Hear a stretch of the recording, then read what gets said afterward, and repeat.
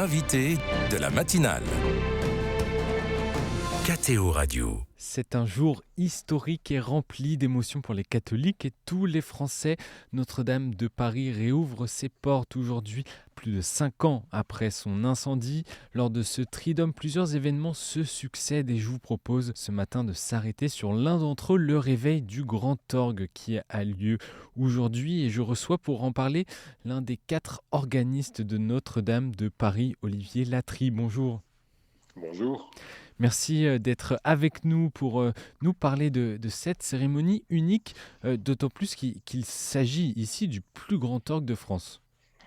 Bon, en fait, c'est un instrument déjà qui est abrité par la cathédrale peut-être la plus célèbre de la chrétienté. Donc ça, évidemment, ça y contribue. Non seulement ça, mais c'est un instrument extraordinaire par le fait qu'il a toujours vu y travailler des facteurs les plus réputés du royaume ou de la République.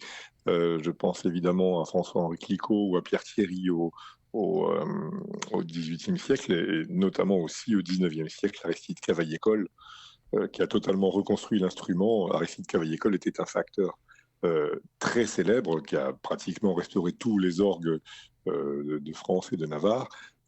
Et qui a construit l'orgue de Saint-Sulpice, de Sainte-Clotilde, de la Trinité, du Sacré-Cœur, enfin, voilà, et même du Trocadéro, du temps où c'était encore une salle de concert.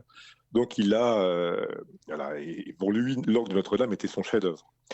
Et en fait, l'orgue de Notre-Dame a été restauré très régulièrement depuis le début du XVIIe siècle, pratiquement tous les 25 ou 30 ans. Et les facteurs d'orgue ont toujours eu à cœur de préserver ce que les prédécesseurs avaient laissé dans l'instrument. Donc en fait, ils ont simplement ajouté leur âme à l'âme de leurs prédécesseurs. Et c'est ça qui fait la particularité de cet orgue, c'est qu'en fait, il relate tout à fait l'histoire de France, de l'orgue depuis le début du XVIIe siècle jusqu'à nos jours. Et donc ce grand orgue est en sommeil depuis plus de 5 ans et il va se réveiller aujourd'hui. Pourquoi réveille-t-on l'orgue ainsi ? Pourquoi est-ce qu'on appelle ça le réveil de l'orgue ? Tout simplement parce qu'en fait, l'orgue est un instrument de musique, mais dans une cathédrale, il a une fonction liturgique. Et qu'en fait, on le réveille à sa fonction liturgique. Et on lui demande de faire ce qu'il devra faire. Est-ce que, par son intermédiaire, les organistes devront faire à ses claviers. Et donc, ça se passe de la manière suivante. L'archevêque va lancer 8 intercessions. Et à chaque intercession, l'orgue va répondre par une improvisation qui va commenter les mots de l'archevêque. Alors, un exemple, la première intercession va dire à peu près orgue, ô orgue, instrument sacré, réveille-toi, entonne les louanges du peuple de Dieu. Et voilà, et donc il faut commenter musicalement ces paroles. La deuxième, ça va être célèbre pour nous la mort et la résurrection du Christ, et ça sera la même chose, il va falloir commenter aussi cela. Et à chaque fois, que ce soit la Vierge Marie, l'entrée des chrétiens, etc., enfin, l'Esprit Saint, il va falloir trouver les bons termes qui permettront d'avoir cette cohésion entre les mots et la musique. Et vous dites que c'est à chaque fois une improvisation, c'est-à-dire que vous allez devoir improviser par rapport à chaque intercession ? Si vous voulez, il n'y a pas moyen de jouer une pièce écrite. Il faut vraiment sentir à la fois les mots, leur contexte et puis l'atmosphère du moment. Donc, on ne peut pas jouer une pièce écrite. Et puis, de toute façon, on est limité par le temps. Tout doit aller très, très vite puisque la cérémonie est comptée, minutée. Donc, on ne peut pas vraiment se permettre de s'étaler. Donc, il faut aller à l'essentiel. Et quel est le sens de ce dialogue entre l'archevêque et les organistes lors de ce réveil ? C'est le sens de sacraliser l'orgue et son rôle pendant la liturgie. Vous savez, c'est la même chose que le lendemain, l'archevêque va bénir l'autel. Ce sera la même chose. Auparavant, c'est juste un morceau de bronze. Et puis finalement, ça va devenir un autel. Voilà, et donc c'est ça, c'est de sacraliser les éléments liturgiques qui vont contribuer après à célébrer l'office. Et après cette cérémonie et le réveil du Grand Orgue, par contre, finit l'interprétation. En fait, on va simplement accompagner, si vous voulez, les chants, que ce soit le Magnificat ou le Te Deum, Mais le répertoire propre à l'orgue, que ce soit, je sais pas, Bach, Franck, Messiaen et j'en passe, sera surtout donné pendant les concerts qu'on aura l'occasion de jouer plus tard. Par exemple, les auditions d'orgue vont reprendre le dimanche après-midi à 16h à partir du 15 décembre pour une durée de 45 minutes. Il va y avoir aussi des récitals en soirée à partir du 21 janvier. Et là, effectivement, on jouera des œuvres du répertoire.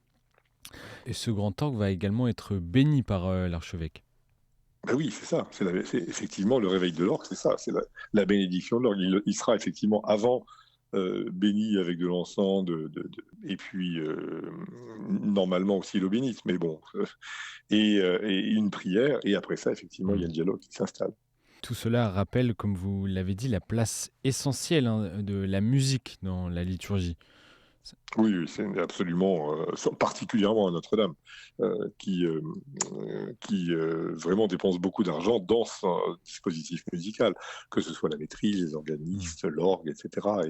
Et je pense que c'est un bon modèle pour toutes les églises de France. Et est-ce que la couleur, la musicalité de Notre-Dame et de ce grand orgue a évolué avec la rénovation de la cathédrale? L'orgue, pas vraiment. En fait, il avait déjà été restauré en 2014 et il avait presque été arrêté 3 ans pour ça d'ailleurs. Ah oui. Et il a fallu tout reprendre, évidemment, puisqu'il a fallu le démonter, le remonter, le nettoyer, changer tous les organes qui n'étaient pas possibles de nettoyer, genre les peaux, évidemment. Et donc, bon, en fait, il est comme avant, simplement. On est arrivé à un stade de perfection qui nous satisfaisait et on a retrouvé cette perfection. Ce qui change plutôt, c'est l'acoustique de la cathédrale, qui pour l'instant est beaucoup plus claire que ce qu'on a connu. Avec des vagues de réverbération beaucoup plus grandes que ce qu'on avait connu avant. Alors, le temps de réverbération est toujours le même, à peu près 7 secondes, ce qui est énorme. Hein. Donc, il faut jouer distinctement, apprendre à jouer clair, etc. Et je pense que cette acoustique va évoluer petit à petit. D'abord, pour l'instant, il n'y a pas encore de chaises. Enfin, si, maintenant, elles y sont, mais elles ont été installées au dernier moment, les chaises dans la cathédrale. Et donc, le fait de ne pas avoir ce mobilier important fait que les répercussions sont évidemment différentes par rapport au fait qu'ils soient là. Et puis, quand il y aura les gens qui seront là aussi avec leurs manteaux, etc., leurs vêtements, le son va changer, c'est évident. Donc, en fait, on attend de voir ça. Et puis, je dirais, la cathédrale est propre. Après quelques millions de touristes et quelques grammes de poussière déversés sur les murs, on va peut-être retrouver l'acoustique qu'on avait connue avant l'incendie. Dans quel état était l'orgue après l'incendie de la cathédrale? Comme la cathédrale, très empoussiérée. Ouais. Mais il n'avait pas subi de dommages, parce qu'en fait, il aurait pu non seulement brûler, effectivement, sous l'effet des flammes, il aurait pu fondre, enfin, tous les tuyaux en métal auraient pu fondre sous l'effet de la chaleur, et à ce moment-là, l'âme de l'orgue aurait complètement disparu, ou bien il aurait pu être inondé par l'eau des pompiers. Et dans ce cas-là, il aurait disparu de la même manière, mais autrement.